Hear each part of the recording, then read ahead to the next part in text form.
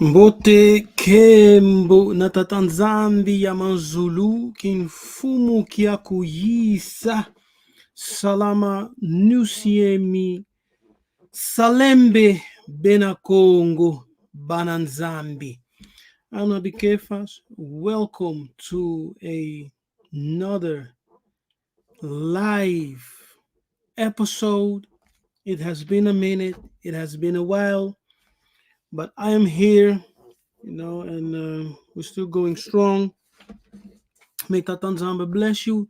Before we start, invite some people to join us. I know it has been a while since I was live on YouTube. Man, but I am here, I haven't gone anywhere. Work and a lot of things, business, family. I also moved into a new house. I had a lot of work to do, but we're still here. We here. And so make sure to invite some people to join us. Tell them Nabi Kefa is live. Let's go. Join us. Invite family members, friend, whosoever is interested in listening to me. Ingeta, Kembo. So how's the connection? Are we good? Is the connection good? Let us just I think it's all right. I'm not having any disruptions in the Wi-Fi. So I think we're good. Just verify on your side, but I believe that everything is okay.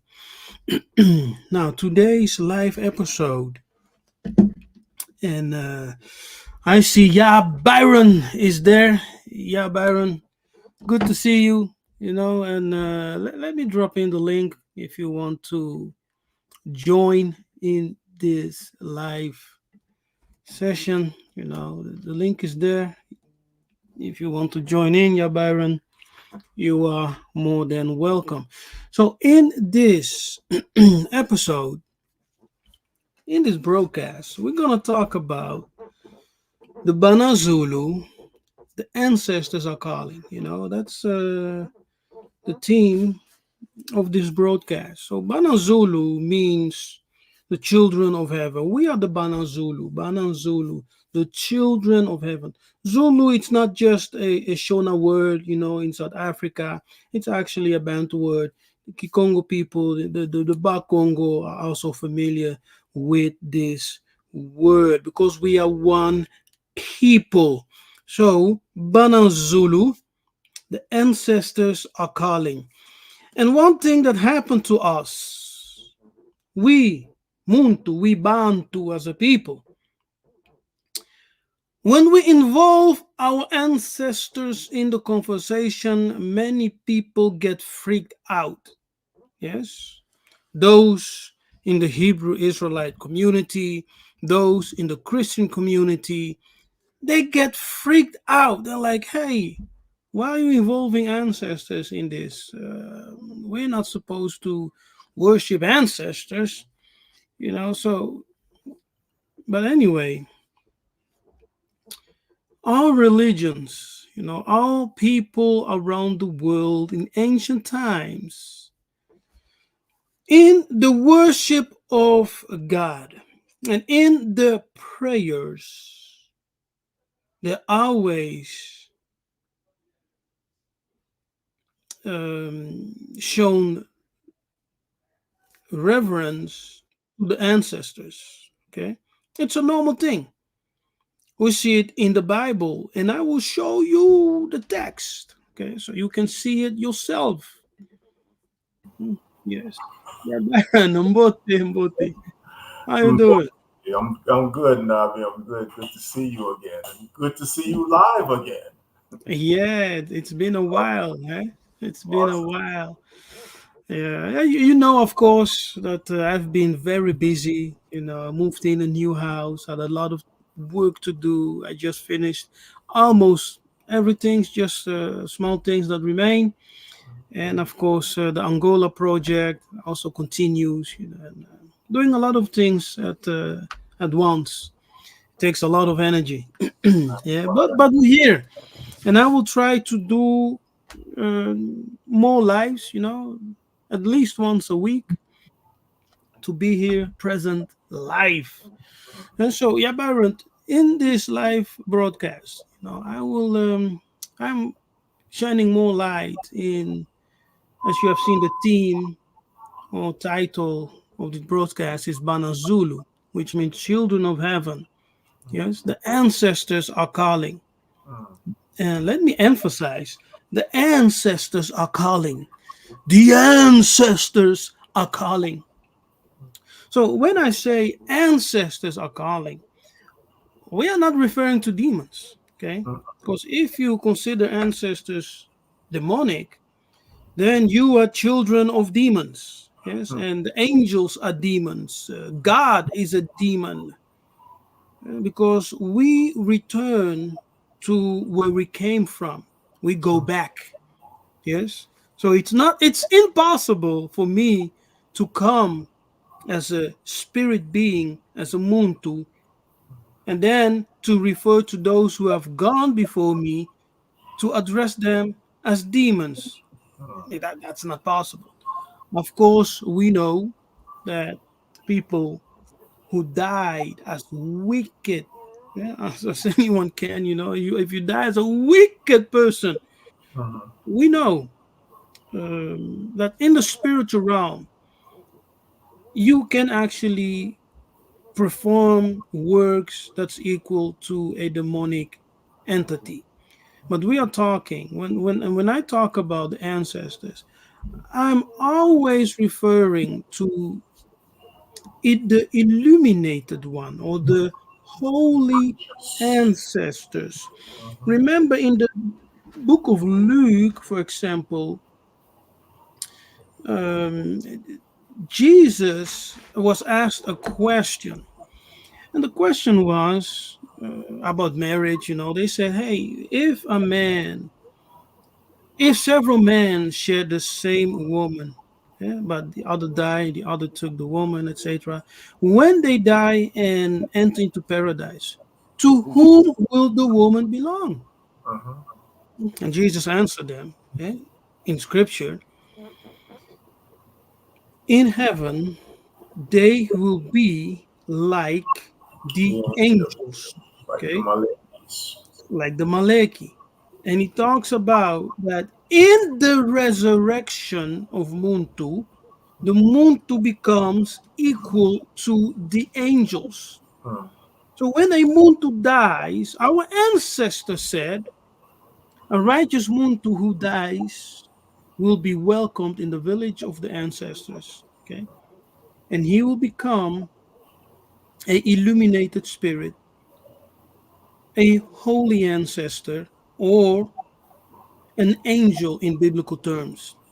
Yes. Now, as an ancestor, as an illuminated spirit, a holy one, they become mediators mm, between the people who are alive and the courts of heaven.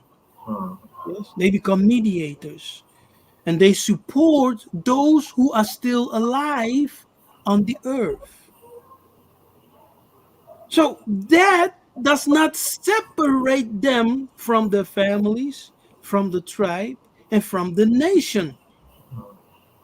In the other world, they are still connected with the people, right? And they are still serving the community because they help us who are still alive. mm, In the Bible, this phenomena is called the cloud of witnesses. mhm. A witness is one who testified of what they have seen and what they have heard. See? So we're not just talking about a normal cloud. We are talking about a people. What they And have experienced also, because remember, I in my career had to testify as a professional witness. And so they asked me what if I was faced with the same situation, how would I Mm-hmm. have treated this patient? And as a result of that, I would say, here is how I would have treated this patient, and that they would use my testimony against somebody who deviated from protocol. So when you're a witness, it's not only what you've seen and heard, but what you have also experienced in life. You are judged by a Yes. jury of your peers. And Mm. so they are able to help us because they've experienced the things that we have experienced and was able to pass through, so they can sit in judgment or as a witness to us. Exactly. Exactly. So now, before I continue any further, let me share a biblical verse, okay? Because we know that we need to have some biblical reference. Mhm, Because many of us, without the biblical reference, you don't believe anything. mhm. Because you have been conditioned to think that everything that comes out of Africa is pagan. Or demonic. Mhm, In the African, how do you say that, vocabulary, we don't even have the word pagan. We have the word ngoi, which means strangers. Yeah? The Bango, the other people who are not of us. Pagan is a European word. They called us pagan, which means those who are not Christian. mhm, Yeah? Those who are not, Jews according to them.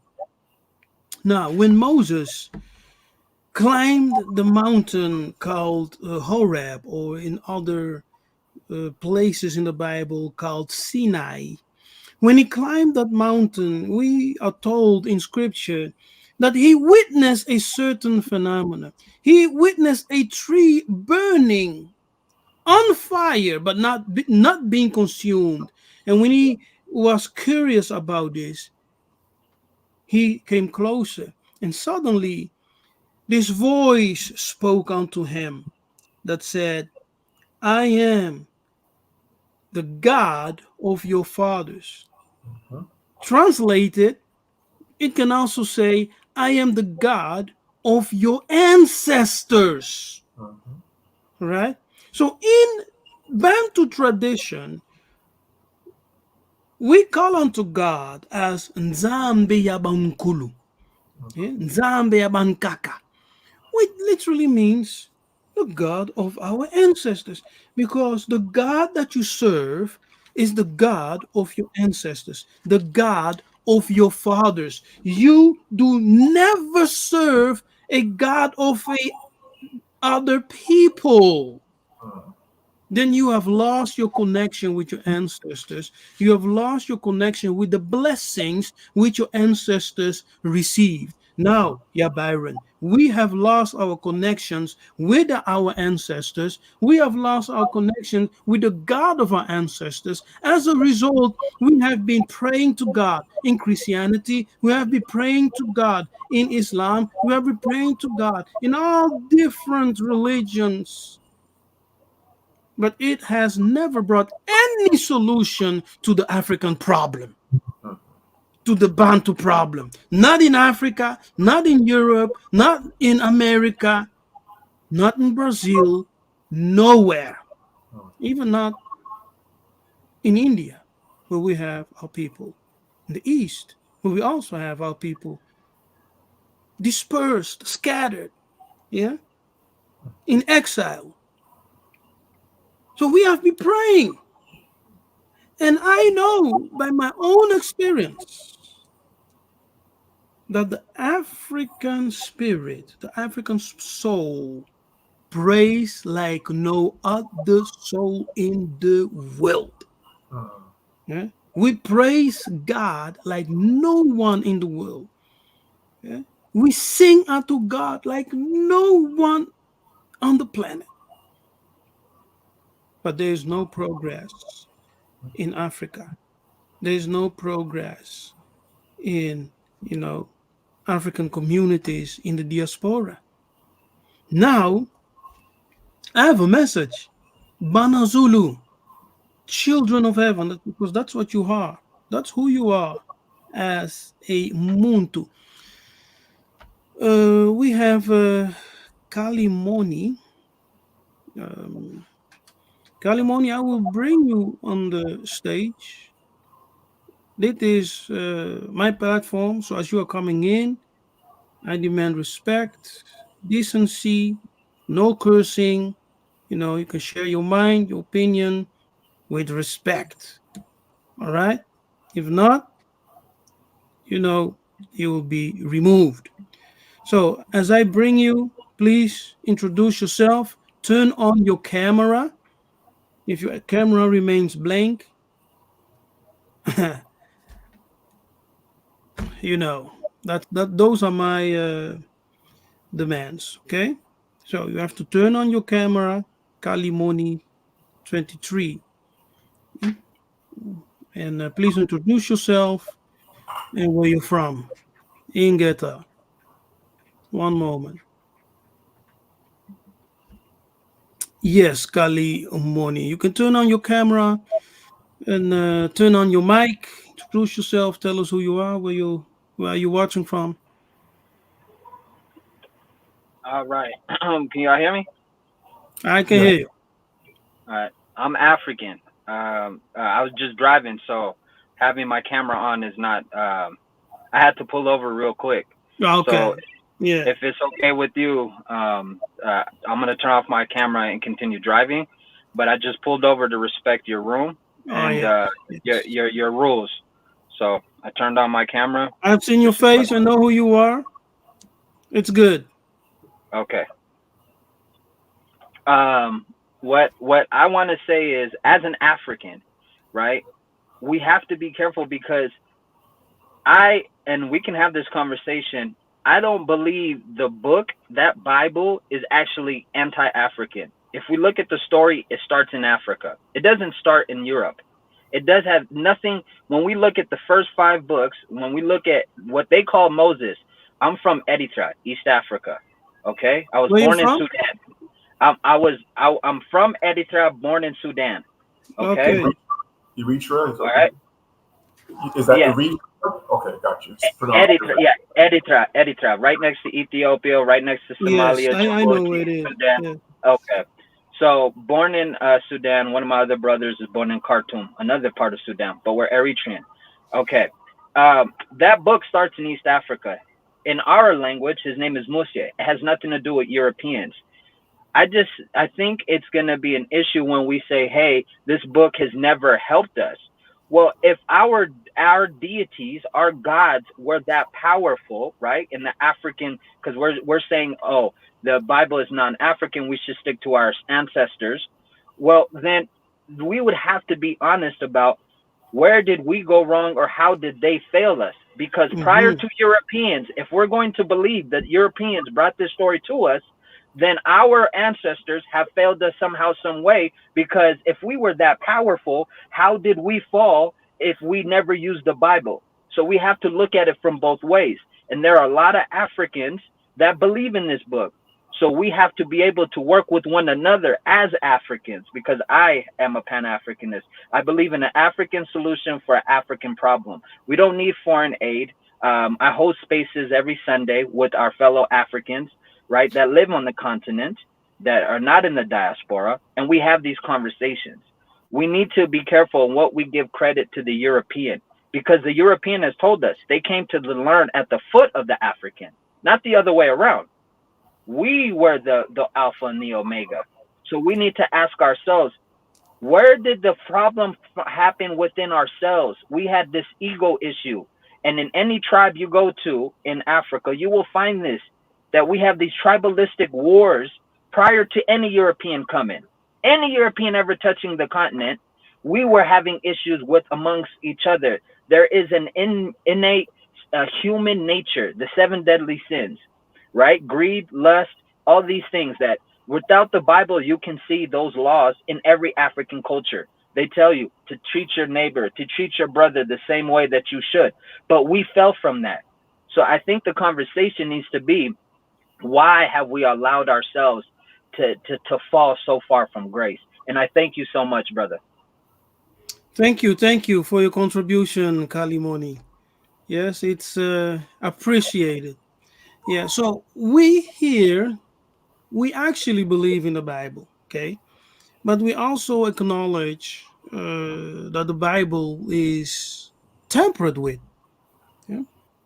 Yeah, so we do believe that the African solution lies in us recognizing first who we are and recognizing where we went wrong and going back. As the Bible says, it's the reconciliation between the fathers and the children. And we're going to read that first in a minute. But first, I want to share, like I said, a scripture. Yes. Um, how do I do that? Yes. Let me see. Yes, there it is. So this is Second Timothy 1, verse 3. I thank God. I thank God whom I serve from my forefathers. Okay, forefathers there is synonymous Right. with ancestors. Okay, so he's saying, I thank God, Nzambi Ampungu Tulendo, as I will say, as a Mukongo, whom I serve from my ancestors with pure conscience. We know when Moses stood before the burning bush, the Most High, or the angel, let me say, the angel introduced himself in this manner. I am Nzambi Yabankulu. I am the God of your ancestors. And he called by name, yeah, the God of Abraham, Isaac, and Jacob, etc. We forward, you know, into the New Testament, we see the exact same thing. So a people must know the God of their ancestors. And a people must serve the God of their ancestors. Because I think it's in the book of Romans 9, we are given this list where Paul says that the blessings and the law, and the covenant, all of that came from the fathers. The Most High created a covenant or made a covenant with the Father. Yes, he attached himself to the fathers. And because the fathers were in the covenant with the Most High, we as their descendant were also in that covenant. Therefore, we serve the God of our ancestors. Now, where did we go wrong?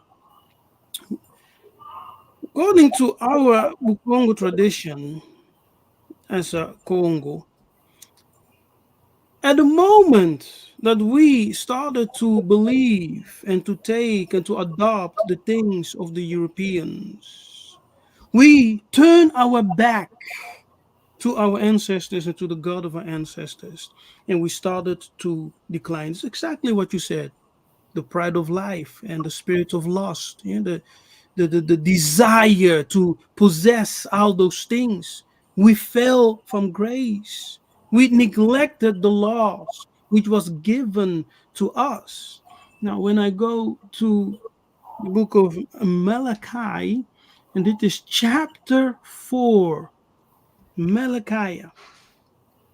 Let's see, where shall we start?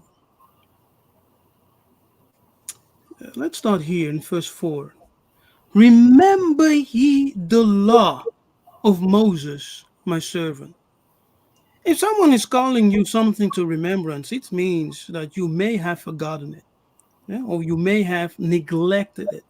So we are being called here to remember the law of Moses, which I commanded unto him in Horeb, for all Israel, or Yisolele, with the statutes and judgment. Behold, pay attention, something prophetic is coming now. I will send you Elijah the prophet. I will send you Elijah the prophet before the coming of the great and dreadful day of the Lord. And we know that's the day of judgment, the day the world will be judged, the nations, let me say, will be judged in accordance to how they have dealt with the Bena Kongo, the Bena Nzambe, the house of Isolele, Israel. And he shall turn the hearts of the fathers to the children. And this is the reconciliation that is taking place. Who are the fathers here? Who are the children? Now, in Christianity, from the doctrine of those who operate in the apostolic movement, in the prophetic movement, their interpretation is that the fathers represent the preachers, the bishops, the clerks, the pastors, those are the fathers, and the son are their disciples or followers.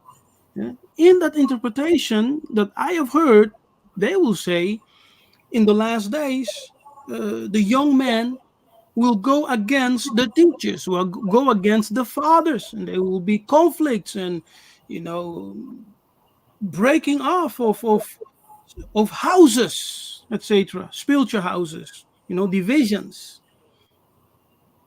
But truly, let's go back to the text.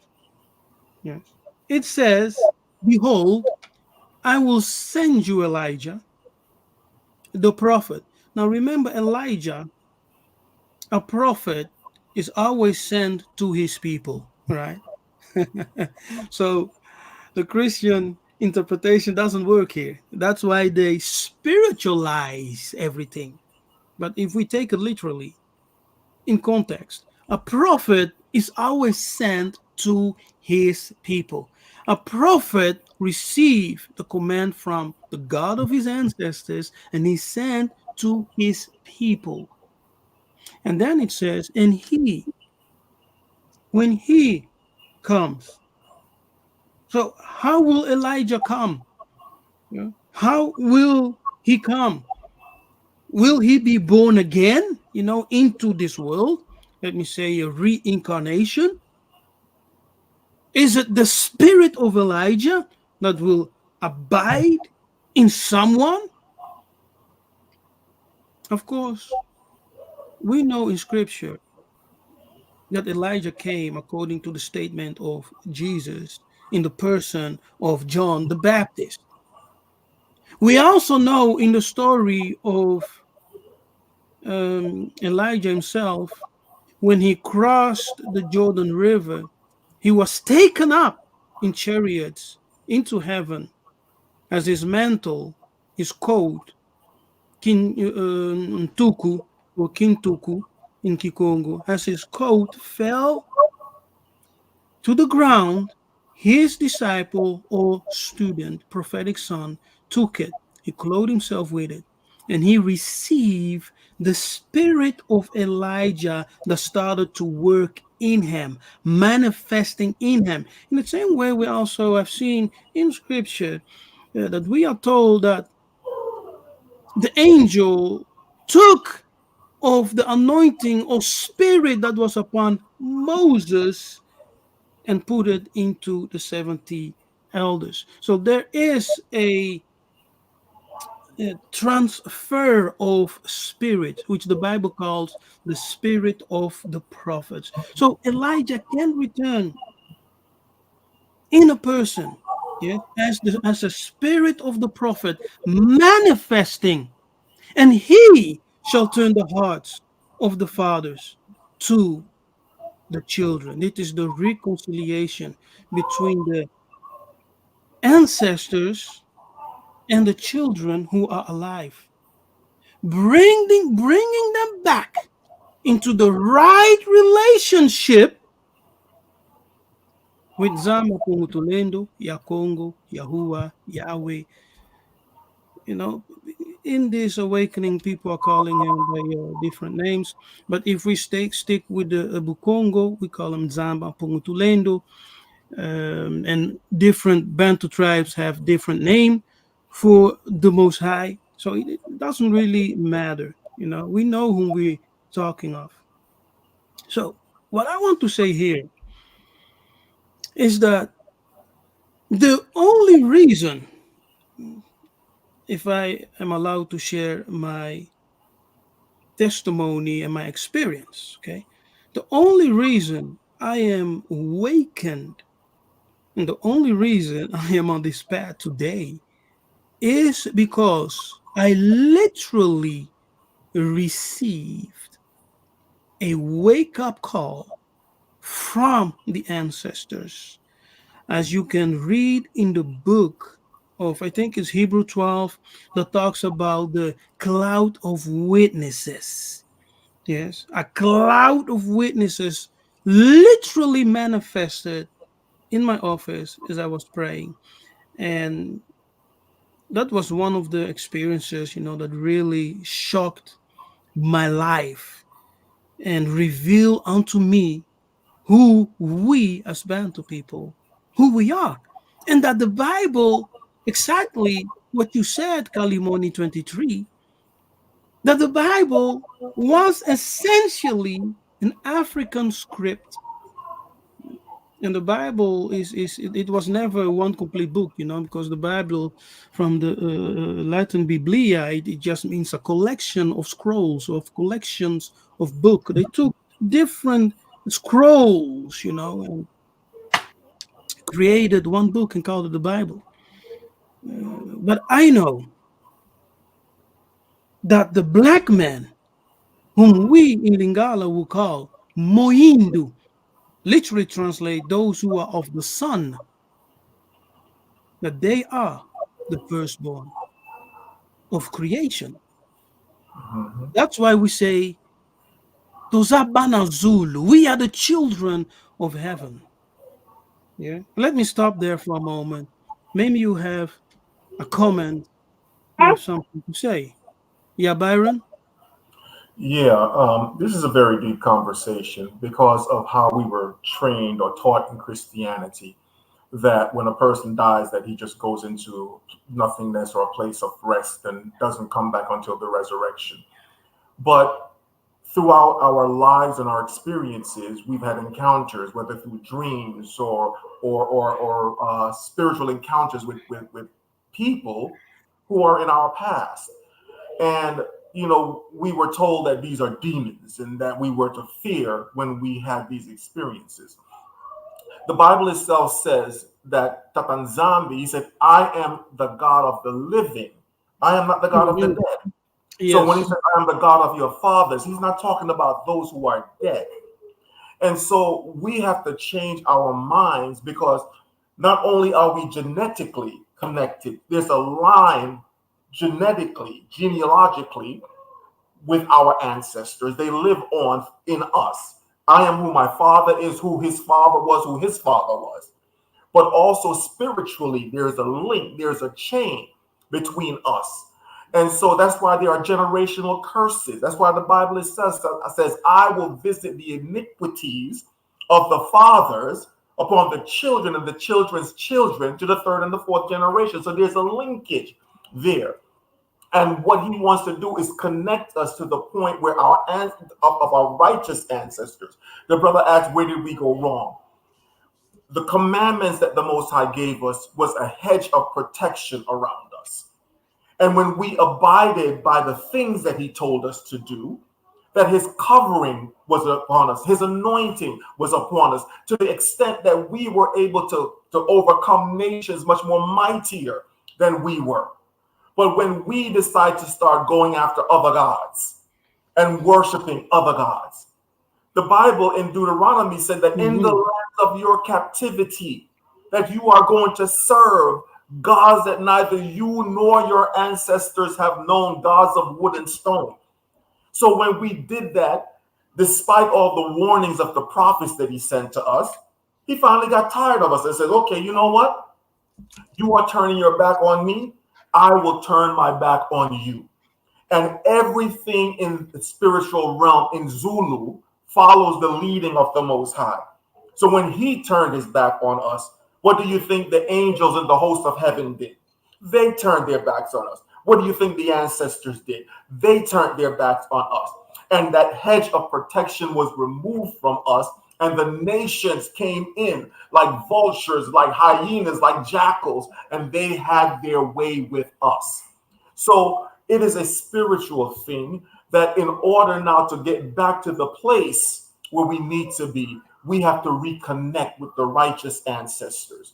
And so this is what it's all about. And I'll end with saying this, that even though it's told us that it's pagan to do that, to talk about, to venerate our ancestors, we don't worship them like they're gods, but we honor them, we venerate them. It's done in the Catholic Church. Why are they praying Hail Mary, Mother of God? Why are they recognize the Saint Peter, Saint Paul, but yet when we do it, it's pagan, it's demons. So we have to change our mindset because we have been brainwashed to start thinking like the Europeans. And when we don't connect with our ancestors, we are not connecting with the source of our strength and the source of our power. Because the Most High ultimately is, but our ancestors play a pivotal role in how we live our lives even until today. Yeah, and you know, yeah, Byron. I'll if I can. Yeah, go ahead. So history is very vital and important. When we look at history as Africans, we have to look at it from a historical and factual base, not emotion. And then we'll start to see the greatness of Africa. For example, I'm from East Africa. My son is from the God tribe in Ghana. Okay. So there is an oral tradition and a story that they come from the East, if anybody actually understands this. So when we understand that within, not even just from a biblical standpoint, but there is a wooden stick that has, like some would say cow, it has like it has, but it's used to, chiefs will use it, top officials or top chiefs will have this stick. And they say, oh, it's just to fly swatter. No, it's a status. This stick had, and you will see from West to East Africa, our ancestors have created everything we need. We just need to stand back on the shoulders of our ancestors and not follow the European gods we know nothing of. Once we start doing that, we are actually doing a disservice to our ancestors and to who we are from inside. You will never be right within yourself, because you are doing something that is not you. And I believe in energy. Everything is considered energy. So when you start to vibrate on that lower energy, you're doing what the enemy wants you to do. Because once you get back in touch with your African roots, you will find everything you need. And I always say, when you look within, you're never without. I wanted to leave with that. I appreciate it. Matondo, thank you. Kalimoni. Let me ask you a question. Are you new on my YouTube page? Have you Yes, been a brother. subscriber? I'm gonna subscribe right now. I've never. I just happened. I was driving, and I talk, like I said. We host Pan Africanist shows on my Yeah. Twitter or X. Hello, go ahead. Sorry. No. Yeah, go ahead. Continue. Oh, okay. So I was driving, and I like these type of conversations where we get to the meat and potatoes. So I said, "Oh, these look like African brothers. I'm an African brother. Let me join." And that's what it means to be African, right? Regardless if you're in the diaspora or not. That's the beauty of us. Exactly. And we need to get back to that, regardless if we use religion or if we say it's not religion, whatever it may be, because at the end of the day, it's all doing the right thing. We're all vibrating on that energy. So to me, I don't get into the divisiveness of, well, you need to be Christian, you need to be Hebrew. Well, all of that started in Africa. Musia is his real name, not Moses, because you won't find a Moses in where I was born in Sudan, right along that Nile. But there is a Musia. There is a Shemitic script, the oldest one. It's in Ge'ez. That is an African language, right? So for us, we just need to understand where our place is, because one thing's for sure and two things for certain. It's not about us. It's about the next generation. So for my child, his solar return is on Saturday, 1 year. And I'm teaching him, what his history is in Ghana and his history in Eritrea, to combine both and to let them know he comes from greatness. If you can instill that into a child, they will grow up to be amazing. And that's what our enemy does not want to. They don't want us to teach the children how amazing they are, because once you put that power, that seed, your child is going to grow up to be amazing. So that is why I love to see brothers and sisters like you guys yourselves.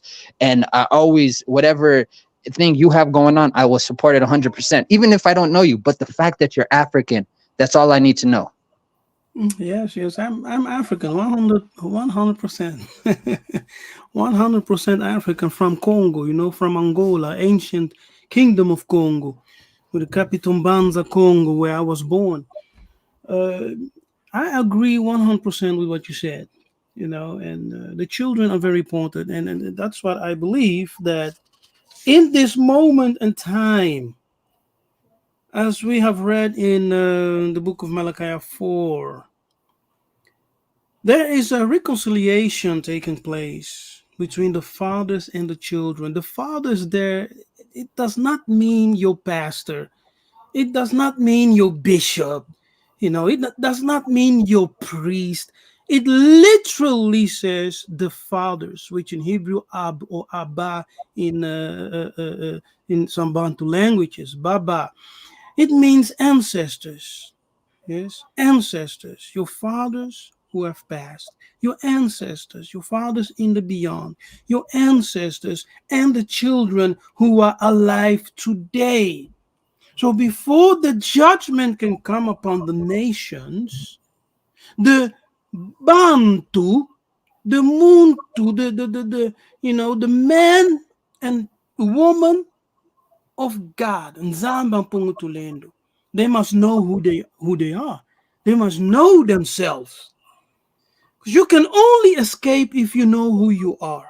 If you know who you are, you know where your house is, right? Where you dwell, where you're coming from. You know your identity. Right now, many of us do not know our identity. That's why we defend strange customs, strange religions. We defend it more than African traditions and African ways. And we call them demonic because we lack understanding, because we have been brainwashed. We have been programmed to think everything that connects with our ancestors is demonic. So when you read the letter of King Leopold, from 1882, the letter he wrote for his missionaries, whom he was sending to Congo, to Africa, to indoctrinate, to kill, to lie, to murder, etc.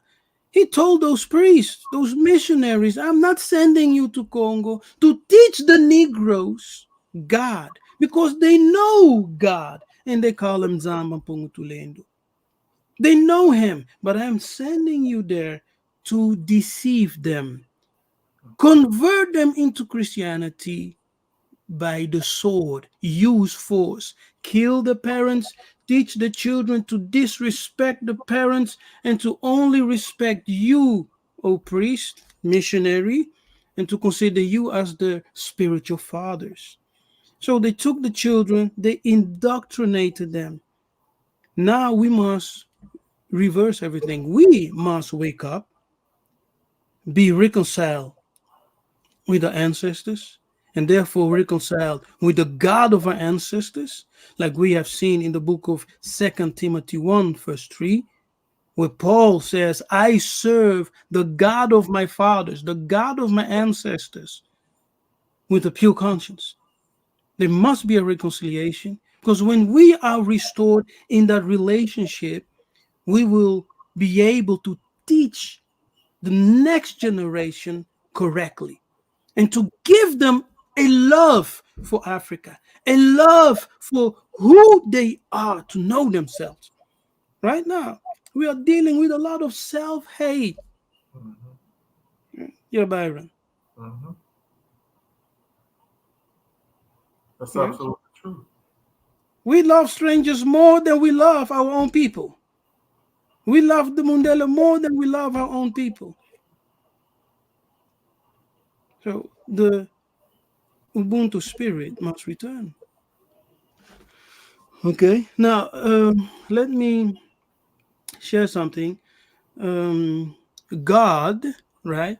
The knowledge of a supreme being comes from Africa. It's not European, you know, it's not Arabic. It comes from Africa. Everything started in Africa. Africa is the Alpha and the Omega. That is to say, everything started in Africa and it Correct. will end in Africa. Okay. And then it will continue because there is no end, it will continue. Africa is also the fatness of the world. It's the fatness. So that is to say, it is the best land of all the lands on this earth. It is the most blessed land. The When you scripture read in says the scripture, that glory of all the lands, the glory of all the it's the lands. glory of all. It's the glory of all. So when you read in scripture that the so-called ancient Israelite in the Bible, right? The Israelites of the Bible were blessed with the fatness of the land, with the most precious land there is. Now, what land is that? It Nothing is but that. not Palestine. It is not the so-called state of Israel, which has no treasures in the ground, nothing at all. But when you look into Central Africa, east and west and central, south, what do you see? It is full with treasures. Yes, that's the fatness of the earth. That's the blessed land.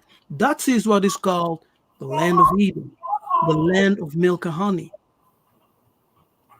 There's also a reason why they call it the motherland.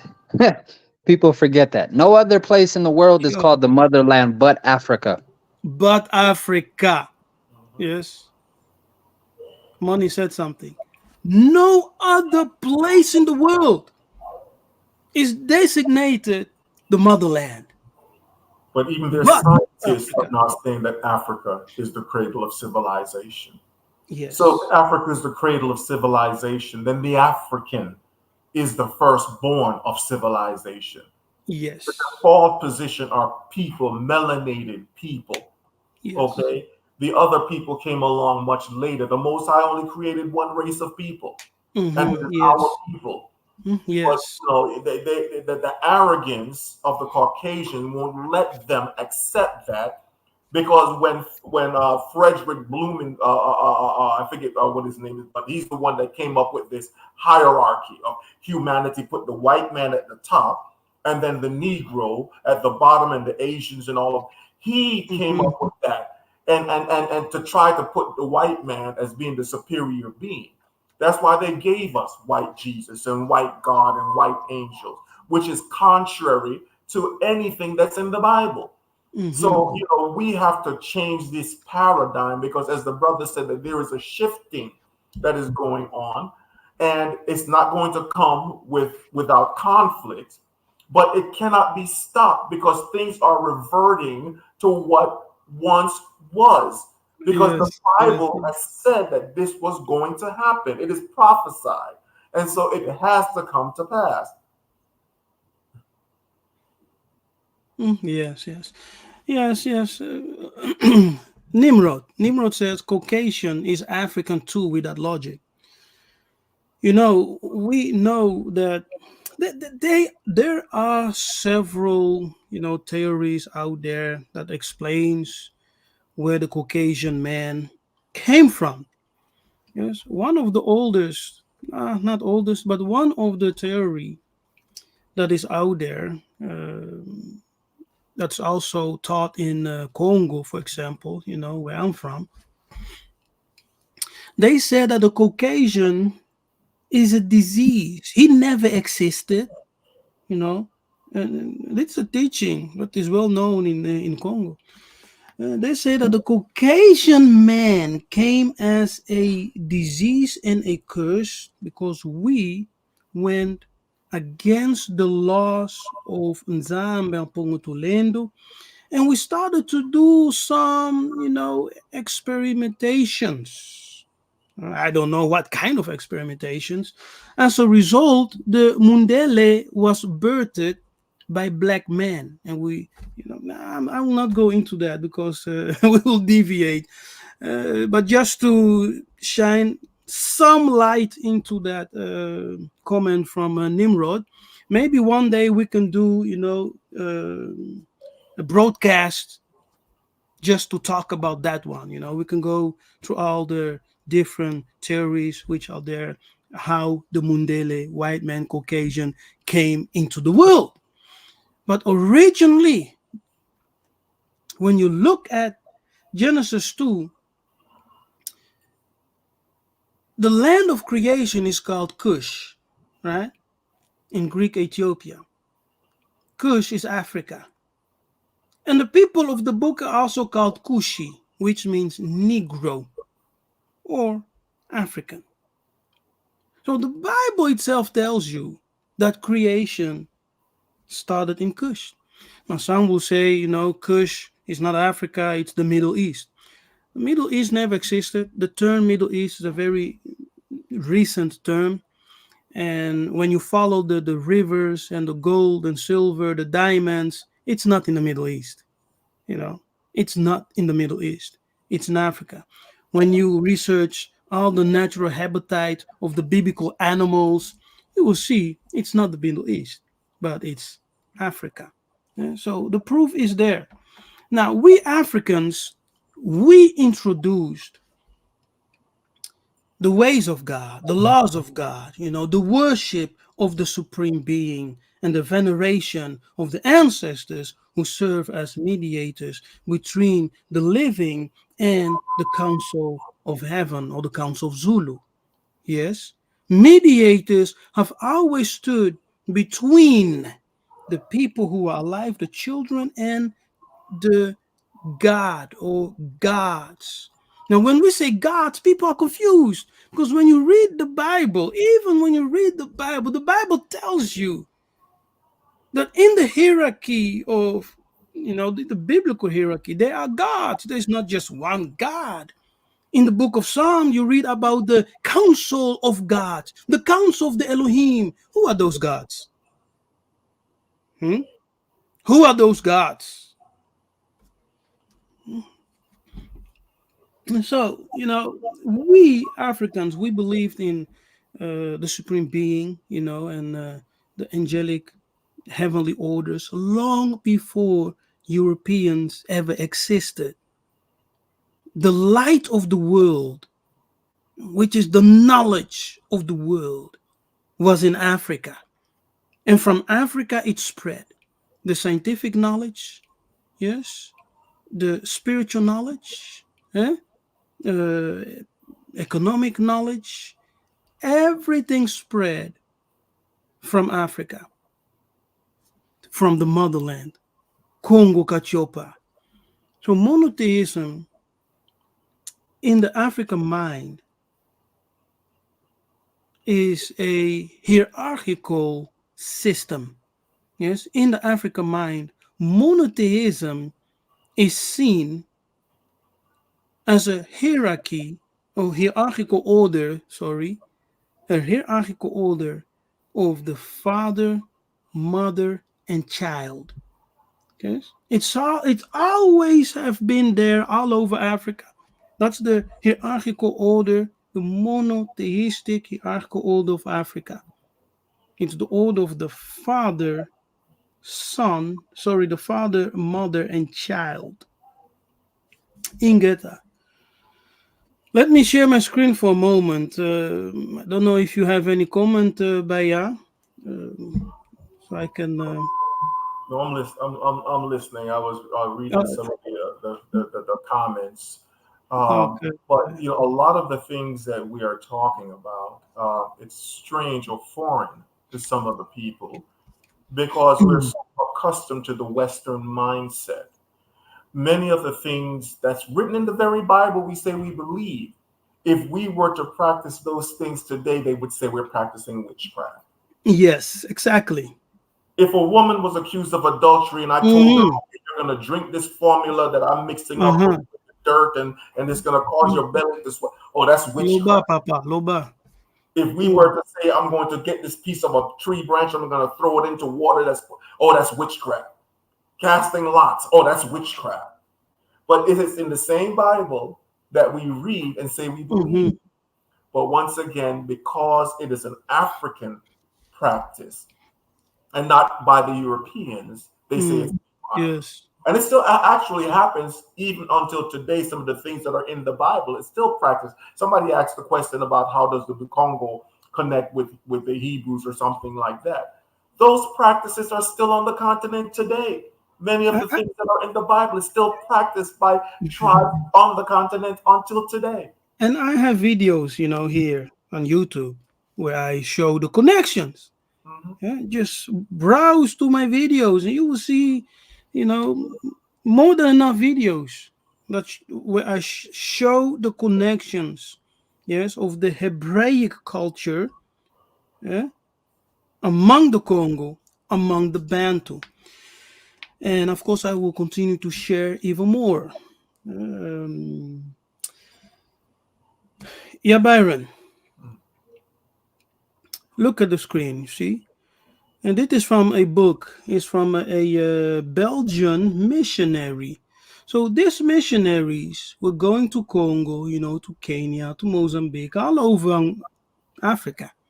And they were studying our practices, our culture, and writing things down. Yes? For themselves to share among themselves, colleagues, priest among priest, missionary among missionary, just to share. They did not write it for you, they wrote it for themselves. But today we can read, they're being exposed. But look what he says here. Yeah, this book is originally in French. It's I forgot the title. It's something like let me see if I can. The study of Bakongo religion and magic. Okay. Now, magic is not what you think it is.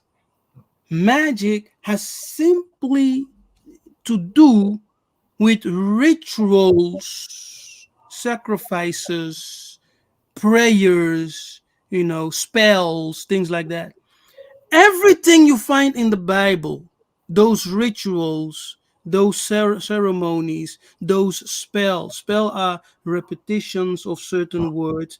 Those can all be understood as magic. Okay? So it's not what you have been taught, that you must be dealing with demonic forces and conjuring spirits and demons. The Bible is also a book of magic, a book of spells, a book of ceremonies, rituals. That's magic. But anyway, let's read here. It says, between the entire nation of people whom inhabit the western hemisphere of Ethiopia. Okay, and Ethiopia here is not referring to the present day Ethiopia. Because often when people are reading the Bible and Ethiopia is mentioned, they think of the present day Ethiopia. The present day Ethiopia did not exist in ancient times. Thank you for bringing that up. Not But to it cut was you off, known but as Abyssinia. yep, Abyssinia. Yeah. As an Eritrean, I have to educate people this every single day. Every single day, right? Every single day, because depending on who you talk to, they would say Ethiopia was the whole continent. And then they will turn around and tell you, no, we're talking about modern day Ethiopia. This is a fallacy. We have to be careful. Yeah. Come on. You're from Eritrea. How are Yes, sir. people know the history, right? 100%. Even the fact that, so when we look at that Shemitic language, when we look at Gittins, anybody can Google this. They say it's an Ethiopic Bible. It's not. The oldest church is found in Eritrea. Even the oldest mosque is found in Eritrea. It has nothing to do with Ethiopia. But when you look at the geopolitics and you see that Ethiopian leaders have been working with our enemies historically, then it starts to make sense on why they get the credit. But when you look at the Shemitic language, when we look at Gittins, anybody can Google this. They say it's an Ethiopic Bible. It's not. The oldest church is found in Eritrea. Even the oldest mosque is found in Eritrea. It has nothing to do with Ethiopia. But when you look at the geopolitics and you see that Ethiopian leaders have been working with our enemies historically, then it starts to make sense on why they get the credit. Yes, right, right, right, right. Makes sense. Yeah. So keep in mind, those who are watching us, Ethiopia here does not refer to the present day Ethiopia. So the western part of Ethiopia is actually the western part of Africa. Okay, Ethiopia is Africa, what we call Congo Kachopa. Because all of us, we are Congo. If you Bantu, if you Africa, you are Congo. Because Congo means those who practice the principles of life. Yes, the Ko and the Ngo. The Ngo refers to the leopard. Okay, the Ko, some say, means the energy and the movement, the vibration. But the Ngo is the leopard, and the leopard is the natural totem, the spiritual totem of the Bantu and of Africa. Therefore, you see the Egyptian priest, right? The priest of Kama, they clothe themselves in leopard skin. You see even Pharaoh who sit on the skin of a leopard. Till today, chiefs in Africa, in Congo, amongst Bantu, they wear leopard skin. As you, maybe some of you can remember Mobutu from DRC, from the ancient Zaire. Not ancient, but the old Zaire. Yes, Mobutu always wear this headdress, yeah, made from leopard skin, because he considered himself to be king. So kings and priests wore the leopard skin, which symbolizes spiritual authority. All right. And when you read the book of Jeremiah in Jeremiah 13, he says, can a Ethiopian change his skin like the leopard? Can the leopard change his spots or remove it? Something like that. Mm. I don't remember it exactly, No, that's it. That's but exactly the line. it connects the leopard with Ethiopia, which is Kush, Africa, Bantu, right? What does it mean? It means that we are the people of the leopard, and the leopard and the lion are always one in the Bible. Not in the translations that you read, but when you do your true studies, you will see that the leopard and lion are always mentioned. I've done a video, it's on YouTube. Go and watch that video. I've explained it, I've given you the scripture, it's all there. Yes, the leopard, it's always the leopard and the lion, not just the lion. But what have they done? What have they done? They have removed the leopard, you see? They have removed the most important spiritual animal for Africans, for Bantu, and they have kept the lion, and they have said it's only the lion of Judah. Britain comes, adopts the lion as emblem. The Dutch have adopted the lion as the emblem, and many other nations have adopted the lion with the emblem as the emblem. But the true spiritual totem, the animal totem of Bantu is the leopard. So the leopard and the Ethiopian are mentioned together. When we parse the word Congo, we have the code Ngo. The Ngo, as I said, means leopard in Kikongo. It means leopard. But the K, the N and K are interchangeable. What am I saying? The G and K are interchangeable. So Ngo can be Ko. Yes. And when you place an A in front of it, yeah, a perfect article, as it refers to the life of God, yeah, and the life, of the supreme, life eternal, it becomes Anko. Anko means life force. And Ankh in Egypt also means what? Life. The life, eternal life. Okay, so we see there the connection. Now let's continue reading here. The Bessie Congo.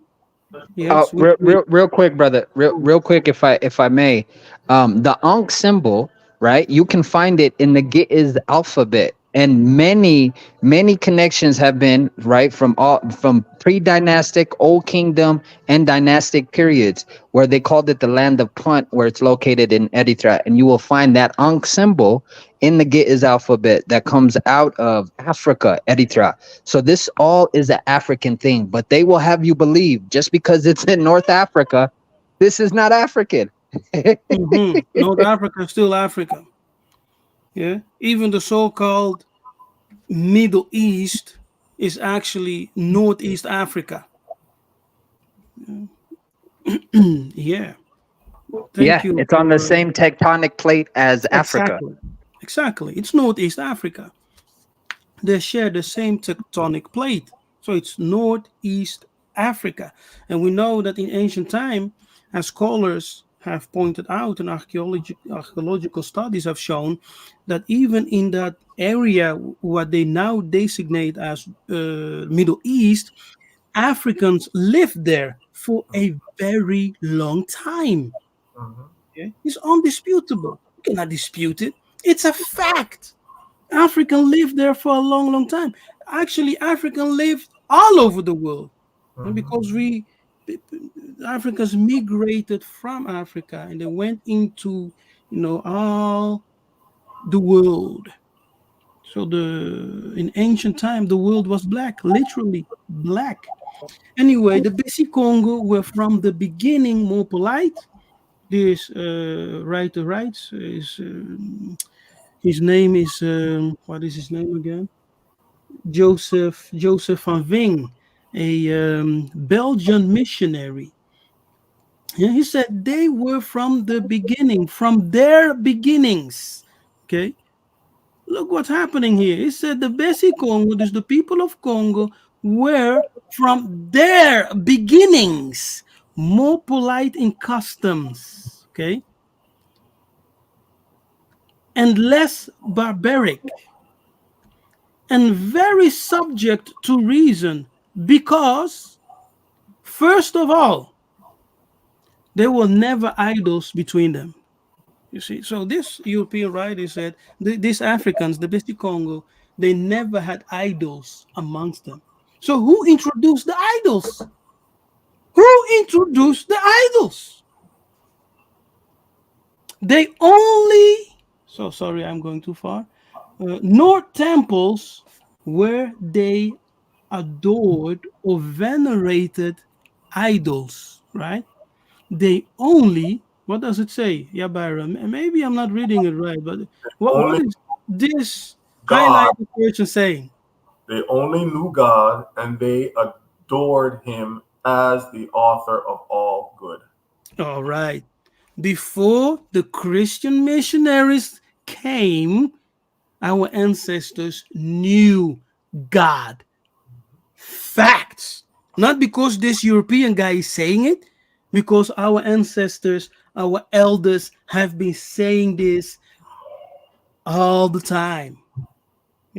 All the time. I've been hearing this all the time. But we never pay attention to it. Why? Because we prefer to hear what the white man has to say, what the Mundele has to say. What do you say, Mundele?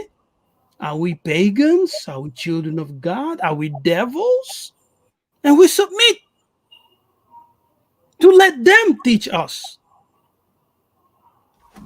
It needs to be the other way around. We need to teach them because we are the fathers and mothers. We are the elders. We are the teachers, the instructors. What happened to us? We fell from grace. We fell from grace. And because you were once king, because you were once queen, because you were the head and not the tail, when they kicked you from your royal seat, they started to walk over you, to piss on you, and eventually they enslaved you, and now you are at the bottom. Yes, but not for long because things are changing. Like I said, Bena Zulu, the ancestors are calling. Things are changing. Africa is changing. The world is changing. Yes, and Africa will become the savior of all. It may be difficult for people to understand today because those who are strongly, yes, in Hebrew, Israelite doctrines and teachings, hating Africa, hating Africans, hating Bantu, hating everything that goes on in Africa, because they call us crispy Africans and Hamites and cursed people and whatnot. Africa will be the salvation of all nations because Africa is the ark of Noah. Okay? But that to some people may seem arrogant, Nabi. But the reality is that Africa has fueled the industrialization of all of these nations, whether from the free labor of her people or for the stolen minerals under her soil. And it is a proven fact, and that's why they are fighting so hard to remain in Africa and to keep their foot on the necks of Africa, to keep Africa poor, because they want to continue to exploit Africa for their benefits. But their time horizon has come to an end, and they are going to revert back to the poverty-stricken nations that they were prior to enslaving the Africans and prior to stealing from the African continent. And Mhm. so they know this is coming. That's why they're fighting so hard to maintain a foothold on the continent of Africa. Yes. Yes, yes, yes, yes. Wow. And when we continue, yeah, Byron, it says, whom they call Nzambi Ampungu Tulendo, right? Nzambi Ampungu, which means Supreme Lord of Heaven. Together they had knowledge of the devil. But look at this. They had knowledge. Our ancestors had knowledge of the devil. The wicked one is a spirit that manifests, in people and who promotes wickedness and lawlessness and things like that. But they did not worship him. So the Mundele, the white man, the Muzungu will tell you Africans are devil worshippers. Every time they're beating the drum, they're worshiping the devil. Every time they move and dance, they're worshiping the devil. Anytime they call upon the ancestor, they're worshiping the devil. Anytime they do what kind of, no matter kind of, any kind of ceremony, ritual, they're worshiping the devil. But this European here, he himself confessed, they have never worshipped the devil. Yes.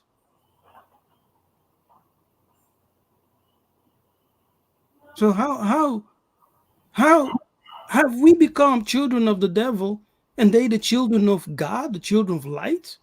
Because when you read the Bible, the wicked shall always the wicked will not be not will my God, what's that verse? The wickedness will always perform wickedness, right? The wicked will do wickedness, right? And they will continue in the wickedness until they are cut off from the earth. They will be cut off from the earth. Now, when you look into the world, brother, there is a specific group of people who are doing the most wicked things on the planet. Yeah. Who have done the most wicked, who will continue to doing wickedness, and who will never stop doing wickedness. Immorality, murder. Yeah, there's a whole list. Anyway, Africans have lived, in harmony for a long time. Of course, we had wars, we had our conflict, but it was not the same as the European wars and what we have seen with the transatlantic slave trade, with our even with the Arabic slave trade, the horrors, the crimes, the inhumanity. What do you say about this portion that we have read? They had knowledge of the devil, but they did not worship him. Are you a devil worshiper? But isn't that what they said about Yeshaya? That he did his miracles by Beelzebub. Exactly. He was accused, right? They accused him of working with the devil. So everyone who manifests the power of God, the mystic power, of Nzambi Ampungu Tulendo, the God of our ancestors, they will call what? A devil worshiper. Yeah. Now, in Africa, we also have many traditions actually of the scapegoat. You know, among the Agikuyu, there is a tradition of the scapegoat. There's a special ceremony and ritual they perform to relieve the people from certain plagues and diseases, things like that.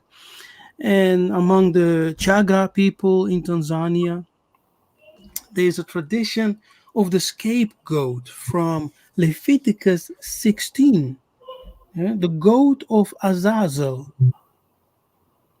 And this is, of course, to answer some people in the chat, these are some of the traditions, right, which are written in the Bible, but found among the African people, among the Bantu.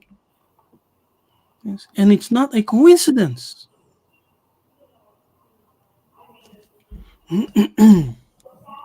Now, let me go down because I will not talk about the scapegoat, but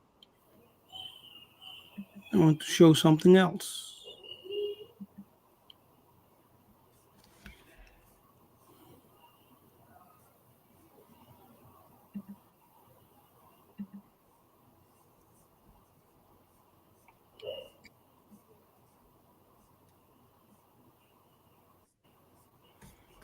Religious, yes, religious and cultural background. I read the Chaga are generally thought to be monotheistic, okay? Because whole Africa actually was monotheistic. And as I explained, among the Bukongo, the monotheistic, yeah, let me say religion, uh, is hierarchical. It is an hierarchical monotheism where we have the father, mother, and child in the hierarchy, which Christianity later took and created the Trinity, making them all equal. But when you have a structure, let's think of it for a moment, right? When you have a structure, the family structure, like you, Byron, you are a man. You are married, right? You are a married man. So you are a man. You have a wife and you have a child. I know you have children, but let's put it in the context of the hierarchical order of Congo.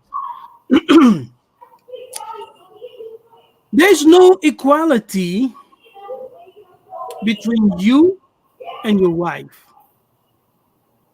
There's no equality between your wife and the child. There's no equality between all three of you.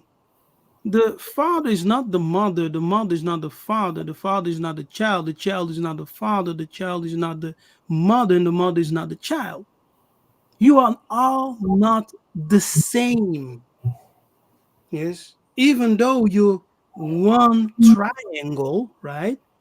Father, mother, child, you do form that triangle, but you are not equal. It makes sense, right? Because you are the head of your family. You are the head of your wife, right? The authority is like this. You have authority over your wife has authority over the child. So how can the Christian Trinity be correct? And it's also immoral if you think on it, because the father is male, right? The child is male, If you think on it. And the Holy Spirit is also in the New Testament presented as a male character. So you have three males, which goes against the natural order of things. So in Africa, we have a hierarchical monotheism where we see the father, mother, and the child. So the Chaga are generally thought to be monotheistic in their conception of God, it says, in traditional religious practice. This, however, is a doubtful point. The Chaga name for God is Ruwa, yes, Ruwa, or Iruva. It is held by some that the Chaga Ruwa also referred to the sun. Yeah, see Dundas and Biti. And Biti is a writer from the Congo. I have one of his books here, Urio and others. Whether these two are identical is also not clear. At the present time, the Machame Chaga used the term Nkiere to refer to the sun, while the Funjokanga Chaga used the term Mengeri to refer to the same. Evidently, in the pre Christian period, the term used to refer to the sun. Okay, let me repeat that. In the pre Christian period, the term used to refer to the sun and to God was one and the same. That is to say, Ruah. Indeed, Ruah is a term commonly used by a number of Bantu languages to refer to the sun. Mhm. Yeah, so, in the African tradition, the sun is a representation of the creator. Yeah, and it has nothing to do with witchcraft. It has nothing to do with, worshiping the sun or whatever. The symbol of the sun simply represents the power of the creator. Yeah, it's a symbol for the creator. Ingeta. And that sun also represents illumination, wisdom, blessing, abundance. Okay. So when you read the blessing of the priest, for example, in the book of number 6, it says, may the Lord, right, shine his face upon you. Shine his face upon you. That's the sun. It's the sun, you know. It's the sun ray shining upon you. It's the blessing from the Creator coming down upon you. In Bantu, for example, one of the words to blessed is barak or baraki, and which literally not only means to bless but also to shine light. So when a Muntu father, when Bantu are blessing each other, they are actually saying, may the light of the Creator shine upon you and prosper you. You know, that's the blessing, shining forth the light of the Creator to bless you, to prosper you. And this is the blessing that we need today.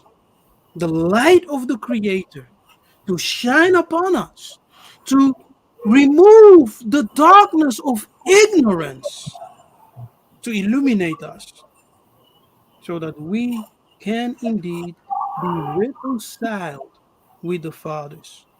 As long as we are in darkness, thinking, oh, the Europeans, the missionaries have taught us that our ancestors are demons.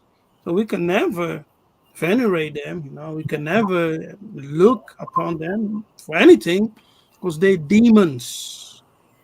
Why have they put such an emphasis to African people not to connect themselves with the ancestors? Why? have they done such a effort, right, to remove that connection between you and your fathers? But we have read in the Bible in 2 Timothy 1:3 or verse 4 that Paul says, I serve the God of my ancestors. You must know who you are and connect yourself with the God of your ancestors. The God of the Bible is a God of someone's ancestor, right? Because when the God of the Bible introduces himself, he always says, I'm the God of your ancestors, the God of Abraham, God of Isaac, the God of Jacob. So why are we afraid to say Nzambi Ampungu, the God of my ancestors, the God of my fathers in Africa? Why are we afraid? Yes, that's it. I don't want to go much longer. We are 1 hour and a half in right now, so I think we're good. Otherwise, it will be a long video. Eh? Yeah. So, yeah, Byron, you have anything to add? Yeah, just a closing Anything to remark say? is that we have to open our minds. We have been poisoned by Eurocentric Christianity. Even as you were talking about the sun, right away we put up fear in our minds that, oh, now he's talking about sun worship. But yet, when you see all the images of Jesus, there is the sun disk around Jesus. There's the sun disk around the saints. There's a sun disk. So, why is all of that? Because in secret, they do the things that they patterned after the Africans. You were talking about the Ruah, and when you really look at it, it connects back to even Ra, which connects back to Egypt. And so once again, they said that the Egyptians were all polytheistic, but when you really dig beneath the surface, it's deeper than that. So I'm just saying that there's a lot of things that we have to unravel and to be able to explore these things through different lenses. Because if not, we're going to continue to confine ourselves to Eurocentric Christianity. And the power that we need to overcome the challenges that we face in modern times is going to come from the Almighty. And in order for us to rise to the people that we were destined to be, we have to embrace, we have to reconnect with our fathers.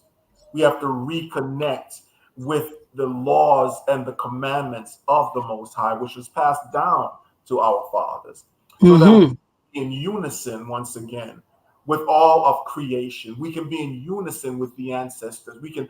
What does Isaiah say? I wish that you are one, even as I and the Father are one. So he's trying to bring us back into the unity that we can rise to the nation. Esau is the end of the world, and Jacob is the beginning of the world. Yeah, Byron, but how do we reach that unity? That unity is through knowledge. It starts with knowledge. The Bible said that when you know the truth, it'll set you Hmm. free. So we have to regain the knowledge that we have lost. We were cut off from our parts. The Bible said, you shall discontinue from your heritage. So how, in order to, we have to reconnect with our heritage so that we can become unified once again. Yeah, yeah, yeah. That's it, yeah, Byron. Very powerful. If you came in late, I will advise you as soon as we finish with this live broadcast, make sure to watch from the start because it has been a powerful, and I say a powerful broadcast. We went in deep, but not too deep. So even if you're new on my page, you will be able to follow exactly what we were saying. And if you are of good understanding, you will understand what we have said here. And if you're new, subscribe. 60% of you guys who are watching me are not subscribed. It's crazy. I cannot understand it. How is that possible? You're watching, not subscribing. Watching me, not subscribing. Subscribe to the channel. Come on. Yeah, yes. So let us read this verse to close, right? Now, before we read the verse, let me, because we have seen, I've said that Ethiopia is not the present day Ethiopia, right? Now, let me reshare my screen. You can all, this book is there. You can download it from online. What is it called? Archive or something. Archive.com or .net or something. Yes, archive something. You can go and download this book. But this book also confirms everything we have said. Okay, everything we have said. For example, when we zoom in for a little bit, okay, so they're talking about Africa here. Okay, Africa, right? Sometimes in Bible referred to as Kushi, black people. The Israelites also called Kushi in the Bible, black people. Yes, Africans. Now look at here, for example. Judaism was the religion of the ancient African for a long time and succeeded by Christianity. But Mohammedanism prevailed in the 208 year of the I cannot read that. Higira or something? I don't know what it is. I cannot read that word. When all the Jews, Christians, and professors of the African religion that could be found were put to death. Yeah, so Africans were murdered because of their spiritual, identity. Yet, in process of time, their what's this word here? I don't read Old English. In inter in I don't know. Inter in Estine, look like the S. The F is an S. But intestine, I don't know. Interest. Okay, yeah. Help us out if you guys understand it. Okay, I have no idea what this word is. And the quarrels made them neglect Muhammad's law and revolt from the Caliph. The Caliph is yeah, it's like the Messiah or the king, the person they have to follow. In Islam, the Caliph of Baghdad, for which they were severely punished by the Mohammedans caliphs, who caused all their books to be burned. Books of who? Books of the Africans, right? Who are called the ancient Jews. Those books to be burned. And on suspicion that the knowledge of the arts and science prompt them to contempt. Is it contempt? Prompt them to contempt Muhammad's law. Yes. So we had books. No one can tell me that we African, we Bantu people did not have books, written books. We had written books. Pigafetta, for example, in his book written in what was it, 1400, 1500, sorry, yes, written in the 1500s. So that was very, very, very, yeah, when the first Portuguese ships started coming. So in very early stage of the European, coming to Congo, to Angola, and things like that. He wrote in his book that when the missionaries came, they told the Congo people in Angola, right, in Banza, Congo, they said, bring out all your books, which contains the knowledge of the secret arts, the knowledge of the sciences, the knowledge of your laws. Bring all those books out. Pigafetta, in his book called The History of, I will look it up. I will share it later. I forgot the title. And they force the people of Congo, right, the people of Angola, to bring out those books.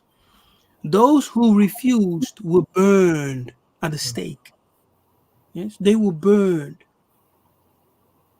And every book that was brought out, do you believe, yeah, Byron, do you believe that those missionaries burned all the books? No. Some of them were hidden by people who knew Oh, that's what they were doing. And so they're just not coming out with some of the books. exactly. They did not burn all the books. Yes, they took some and hid them. And they are using the knowledge of those books, the secret knowledge. They're using it. You know, anyway, there's something else here I wanted to show you before I continue. Look, it says of the same Africans here. I have not highlighted it, but it says here of those same Bantu people, right? In Angola, in Congo, they are very ingenious in mathematical inventions and building.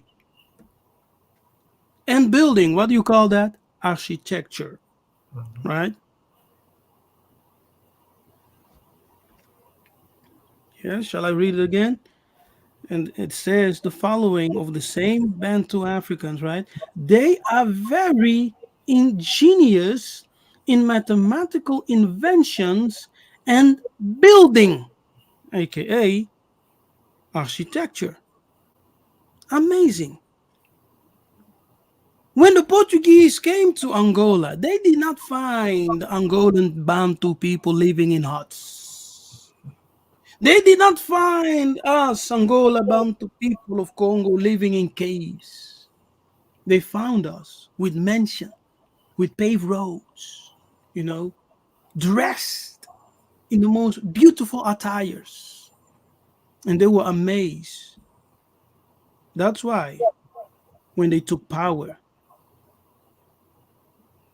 they tried to erase all traces of African greatness. Yeah. Now, talking of Ethiopia, Ethiopia is not the present Ethiopia. Ethiopia is actually Congo Kachopa. Yes, Congo Kachopa. In Kachopa, you have Katikati, you have the word Kati, which means center or inner place, right? In Bantu, Kati means center, circle, or inner place. So Congo Kachopa means the center of the world, center of the universe, which is Africa. Africa is the most blessed place. It's the land of God. That's why it's called Congo Kachopa, the place of life. Yes, the circle where God sits upon the throne as he sits upon the circle of the earth. That's Congo Kachopa. It's amazing. So when you look at here, it tells you, it shows you the table of Congo, you know, Ethiopia, which is Congo Kachopa, Africa in its whole. It says there is an upper Ethiopia, there is a lower Ethiopia. Yes?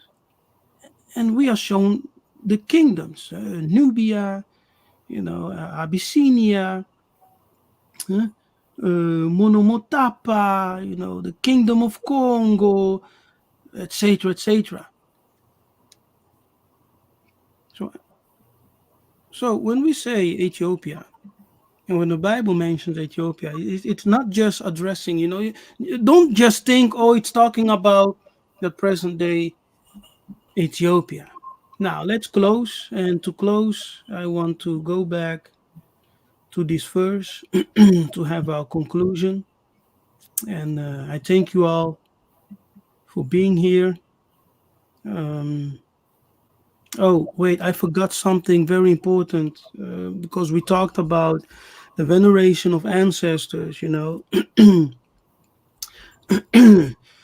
I will have to share that little information also because I have everything here, so I don't want to stop this broadcast without also sharing that information. So, in the book of Melchiah, how do you say that? Okay. Melchiah, Malachi. In the book of Malachi, in verse 6, yeah, Malachi 4, verse 6, he said, "And he shall turn the hearts of the fathers to the children." Who are the fathers? Now, the fathers are the ancestors, as I said. You know, Ab in Hebrew, which is Abba or Baba in Bantu, right? Baba in Bantu or Abba, Abi, Tata, Tatu in Bantu. A father of an individual, of God as father of his people, head or founder of a household, group, family, or clan, ancestor, right? Grandfather, forefather of a person, originator, etc. So when we're talking about the fathers in this verse, it's not referring to the person who gave life to you, you know, your your father is talking about your ancestors. It's talking about your ancestors. So this verse is telling us that before the judgment comes upon the nations, there must be a reconciliation with the fathers. Okay? Because everything comes from the fathers. Who are the fathers? The ancestors. Everything comes from them. Everything we have came from them.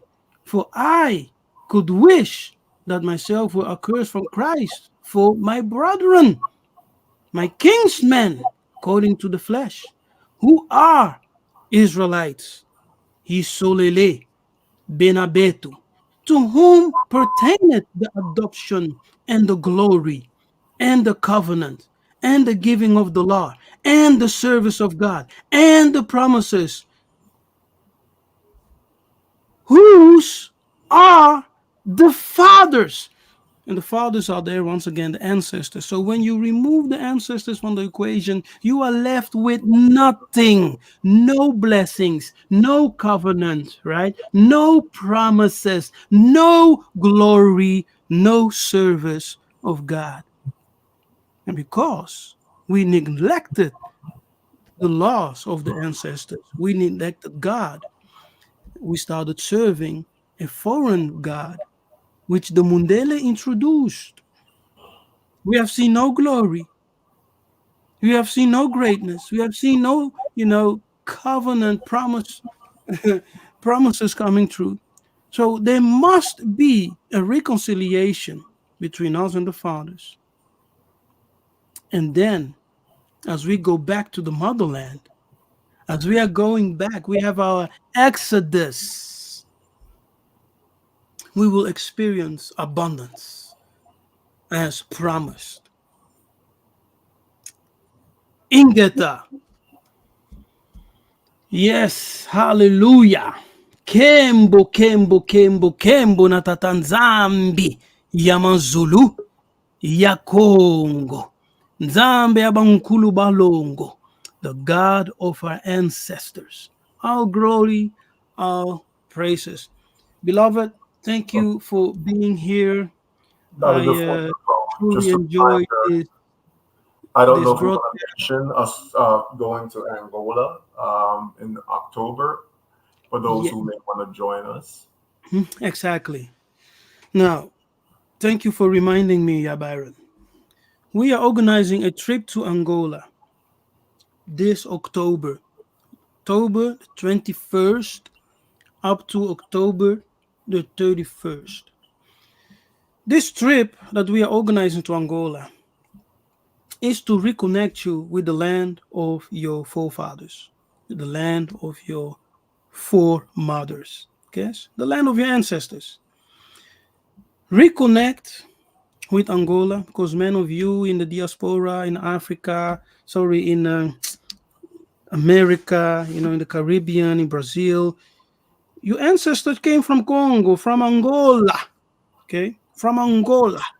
You were exiled to those places. Now, as the spirit of the fathers are coming together with the children, there is a reconciliation taking place. The motherland is calling us. Yeah, the ancestors are calling us. We must go to Angola. We must go to Africa. Reconnect. You know, you can join me to Angola if you are interested.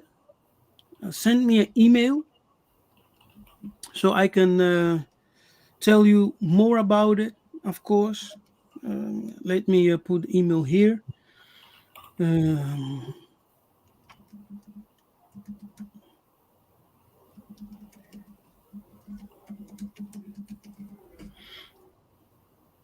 yes, it's Angola Investment Group at gmail.com.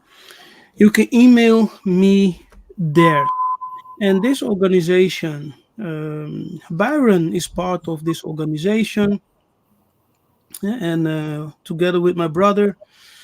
And we started this organization to help people who want to have a place for themselves on the motherland. Okay, you want to have land, you want to have maybe agricultural land, you want to do business in the motherland, you want to migrate back to the motherland.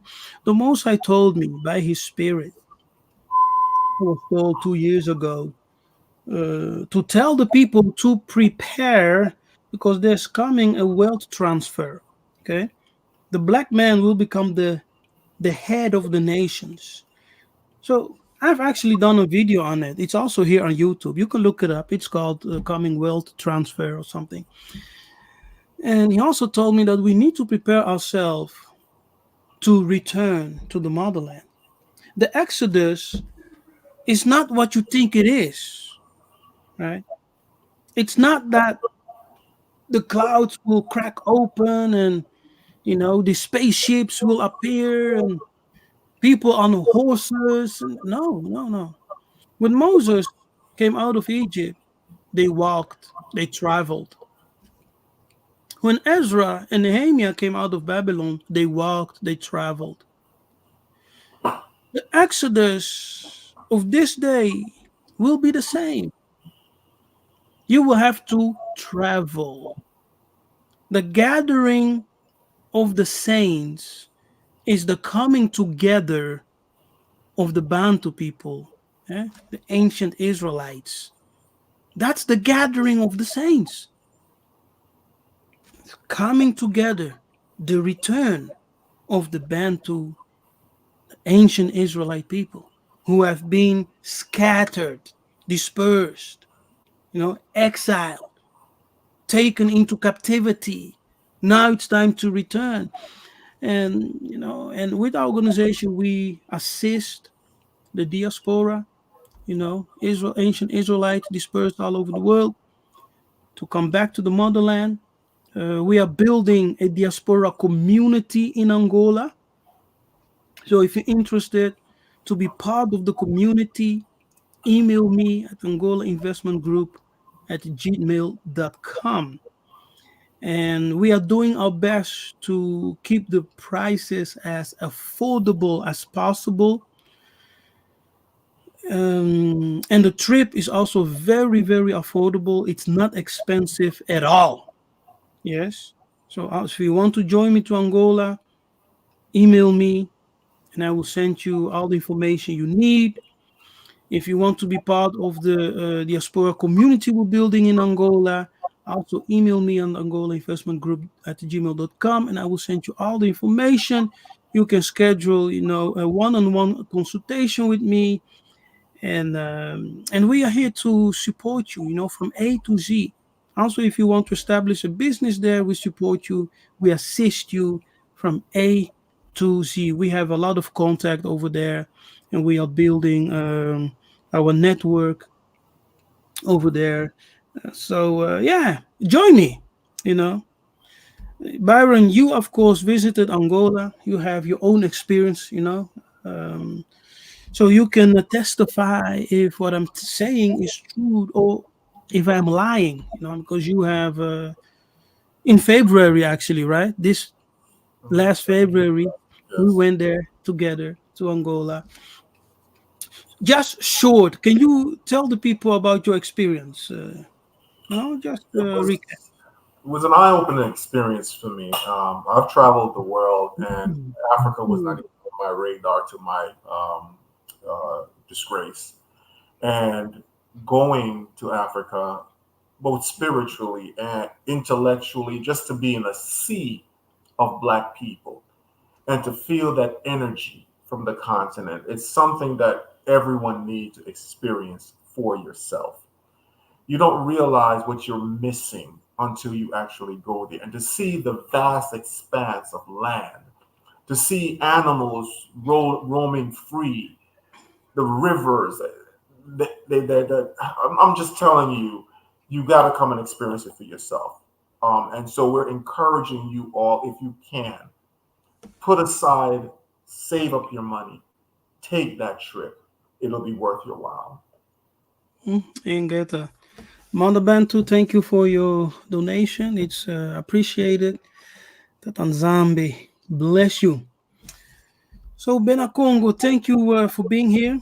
I know it has been a very long time that I was live, and I will do my best. Now that I finished most of the work in the house, because I did move into a new house, and I had a lot of work to do. And but I will do my best. Okay, I cannot make promises, but I will do my best to have a life like this every week, at least once a week, at least once a week. So just let me know if you appreciate that, if you love it, to just give us thumbs up or type a one in the chat. Let me know if you would like me to do at least one live a week and to come to interact, like this. Kalimoni, thank you for your contribution. Don't forget to subscribe if you're new. Make sure to subscribe to the channel. Kalimoni, the same goes for you. Make sure to subscribe to the channel. I have many other interesting videos where I teach different subjects. Look around, look around, and I believe there's something for you that you will enjoy. Yes, you will enjoy. Now, before I go, let me see if there are some questions in the chat because I haven't paid much attention to the chat. Let me see if there are any questions concerning what we discussed, what I can answer. Like the video. There was over 30 something of you all in here. Just like the video. It helps with the protocols. Okay. I know some of the subjects that we're talking about may be controversial, but we've all come here to learn. So the brother's putting in a lot of work, and so it doesn't take much to just hit that like button. Thank you. Who is this Nimrod fella? I ended up You you trying to are find. running from Ebola, I don't know what that was. monkeypox, and bushmeat, brother. You are being Very respectful. disrespectful. Very. Yes. From now, you are banned. You are banned.